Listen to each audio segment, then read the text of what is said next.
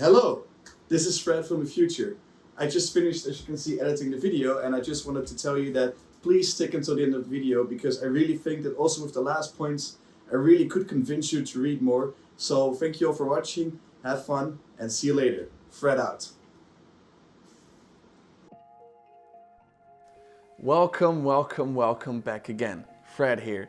And today I want to dedicate another video towards reading. And I want to start this video again with a question. How many books do you read a year?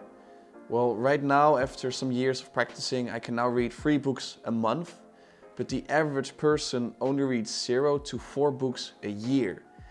And how come? I mean, nowadays we read less and less and less, but reading has not become less important. Maybe it has even become more important. So what's happening here? And in this video, I want to give 5 reasons of why you should start reading more.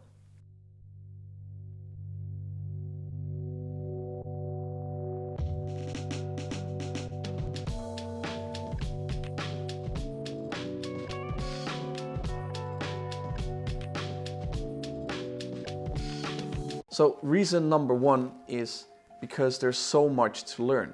And I'm not saying that if you read one book, that book is gonna be of so much value and that it will change your life. No, but if you read one book per month, that will change your life. Because if you think about how many books you will read in your life, if you read one book per month, that accumulated value is invaluable. There's so much knowledge in those books, and if you commit yourself to a certain amount of books per month or per year, and if you never stop doing that, you are gonna gain so much value and knowledge from that. So that's the first reason. Reason number 2 is you don't need to change your routine in order to start reading.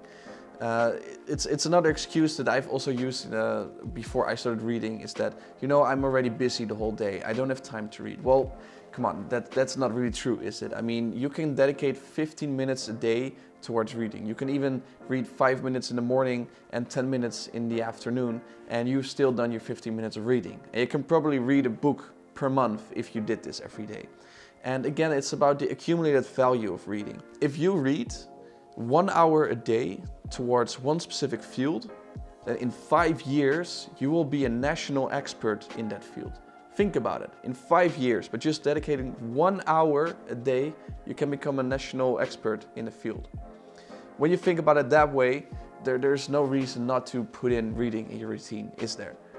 Reason number 3 is, I am not a reader is not an excuse. Because I have told myself that my whole life until I actually started reading.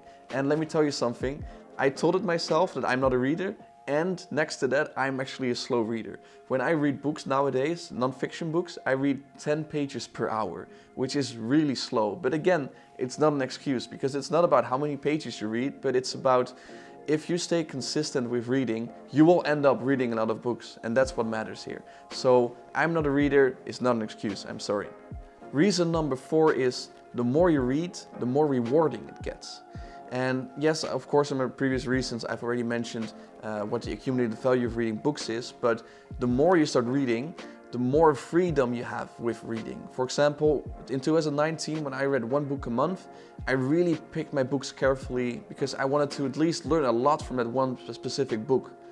But now that I read 3 books a month, I feel more freedom. There are more different types of books that I read. For example, last month, I read a book about the history of Egypt.